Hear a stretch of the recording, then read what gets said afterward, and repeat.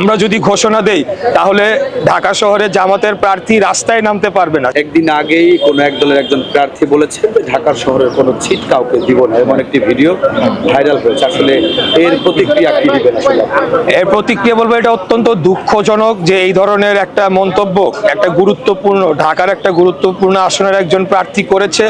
আমি বলবো যে এই কথাগুলো তারা এখন একটা হাস্যরসে পরিণত হয়েছে। এই কথাগুলো তারা বলছে কেবলমাত্র তাদের নেতাকর্মীদের উজ্জীবিত রাখার জন্য। আমরা যদি ঘোষণা দেই তাহলে ঢাকা শহরে জামাতের প্রার্থী রাস্তায় নামতে পারবে না, সেটা জামাত হোক বা ইয়েই হোক, কিন্তু আমরা আন্দোলন সংগ্রাম করে এই জায়গায় আসছি, আমরা ভেসে আসি নাই। আমাদের দীর্ঘ 17 বছরের ত্যাগ রয়েছে, আমাদের বহু ভাইদের রক্ত রয়েছে। তারা কোথায় ছিল?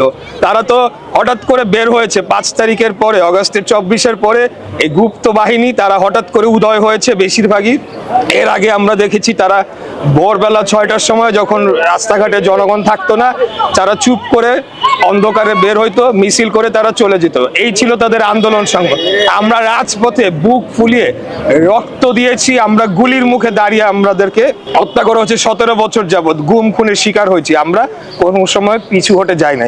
তাই এখন যেটা বলছে, তারাও জানে যে তাদের সব ঢাকা শহরের সবগুলার জামানত বাজেয়াপ্ত হওয়ার সমূহ সম্ভাবনা রয়েছে, এটা তারাও ভালোভাবে জানে। এটা কেবল তাদের নেতা কর্মীদের উৎসাহ জাগানোর জন্য তারা করছে। আর যদি তাদের অন্য কোনো চিন্তা ভাবনা থেকে থাকে তাহলে বলে দেব যে ইলেকশনের অনেক আগেই আমরা তাদেরকে ক্লোজ করে ঢাকা থেকে বিতাড়িত করে দেবো, এটা আমি বলবো।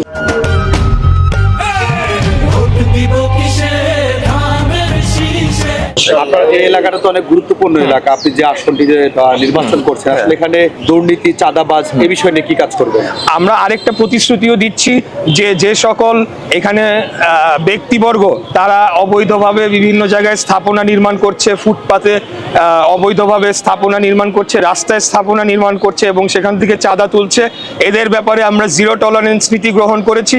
কোনো অবৈধ স্থাপনা এবং অবৈধ কর্মকাণ্ড আমাদের দল সেটাকে অনুমোদন করে না। আমরাও তার বিরুদ্ধে একটা জোরালো অবস্থান নিয়েছি এবং আমরা জিরো টলারেন্স নীতি এই ব্যাপারে আমরা অবলম্বন করব ইনশাআল্লাহ। একটা প্রশ্ন, সেটা হচ্ছে গিয়ে আপনি জানেন যে পোস্টাল ব্যালট নিয়ে একটা হযবরল অবস্থা এর মধ্যে তৈরি হয়েছে ইসি কেন্দ্রিক।